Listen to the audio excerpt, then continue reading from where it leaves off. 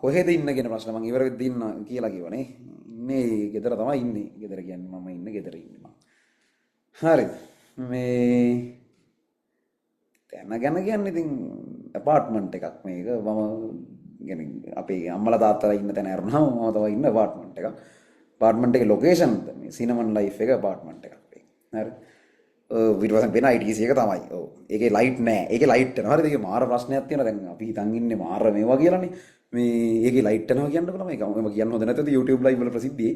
ඒකේ කැලෙන් කැල ලයිට් යනවා. අර මම දැන් සෙෂන් එකේ ඉවරයි ළමයි මේ නිකන් යන්න පුළුවන් මේ නිකන් කයිවාරුවක් ගන්නනේ. අර වන්දි ඉවරලා සෙෂන් එකේ ඉවරලා ඉතින් සාමාන්‍ය පොඩි වෙලාවක් කොහෙ මේ අපි අදින් කයිවාරුවක් කරේ මෙහෙන් ගහෙන්න ඉඩ තියෙනවා. මේ එතකොට හෙට පන්ති අනම්මනම් තියෙන මේ දේවල් සම්බන්ධ විශේෂ උවමනාවක් නැති ළමයින්ට යන්න පුළුවන් කිසි ප්‍රශ්නයක් නැහැ.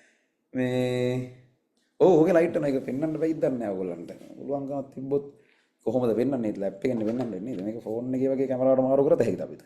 ඒත් එතකොට ඇහෙන්නේ නැහැ කියන ඒවා නේ. ලැප් එක උස්සා යන්න වෙනවා එහෙම වුණොත්.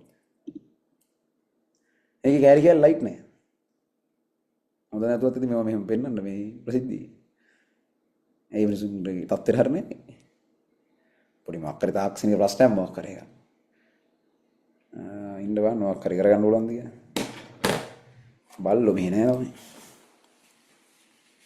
ආලා උස්සගෙන තමයි යන්නේ. උස්සගෙන ගිහලා ලයිට් නැති හැටි.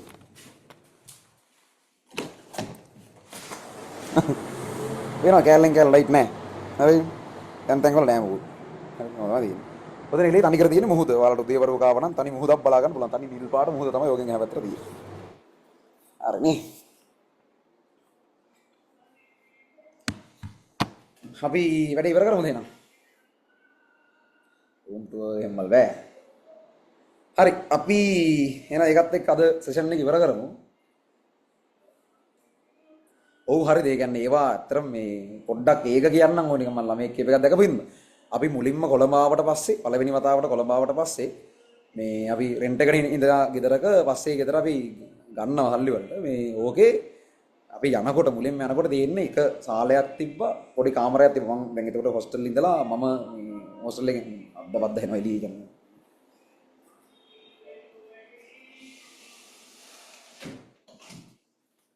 මේ මොකද්ද කීකීටියේ පළවෙනිට එන්නේ මේකේ මේ සාලයක් තිබ්බා. සාලේ තිබුණා තව එක කාමර එකක් තිබුණා. කුස්සියක් තිබුණා. වටේට ටකරන් ගහලා තිබ්බ කුස්සිය. කියන්නේ අපේ ගමේ තිබුණ සාමාන්‍යයෙන් මැද මට්ටමේ ගෙදරක් තිබ්බා.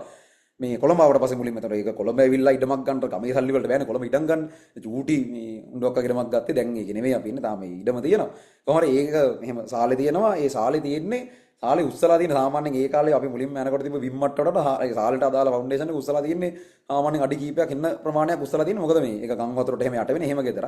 ඒ ගෙදරට මුලින්ම යනකොට ඒ යන්න තියෙන නිකන් මඩ ගොරුවක් වගේ එකක් මැදින් තියෙන්නේ. පාරේ ගල් තියලා තියෙනවා. ලොකු ගල් තියලා අපි ඒ වගේ ඇවිදගෙන තමයි ගෙදර සාලේට යන්නේ. සාලේට හැපැත්තේ කාමරයක් තියෙනවා. මේ කාමරේ දෙන්නේ ඒ කාලේ පාඩම් කරන කවුරු හරි කෙනාට අයියා ඒ ලෙවල් කරන කාලේ අයියට ඒ කාමරේ හම්බුණා. ඒ වගේ තමයි ඒ කාමරේ දෙන්නේ. ඊට පස්සේ මේ සාලේ තමයි අනිත් හැමෝම ඉන්නේ. අම්මලා තාත්තලා මම මල්ලි අපි ඔක්කොම සාලේ හිටියේ. කුස්සියක් තිබ්බ පොඩි ටකරන් ටිකක් ගහලා වගේ එහෙම පස්සේ ඉතින් ටික ටික යම් යම් දේවල් ටිකක් සිද්ධ වෙලා අද යමක් කරගන්න පුළුවන් දැනකට ඇවිල්ලා තියෙනවා. හරිද? එතකොට ඔය සියල්ල වෙන්න පටන් ගත්ත තැන එක පොයින්ට් එකක් කවුරු ඇහුවොතින් මේ හැම දෙයකටම මුල වුණේ මොකද්ද කියලා A level result එක. හැම දෙයකටම පටන් ගත්ත තැන A level result එක. එතනින් ඉස්සරහට ඔයා මොකද්ද කරන්නේ? ඒක මොකක් කරේ. හැබැයි එතනින් එන confidence level එක පිස්සු හැදෙනවා. හරිද?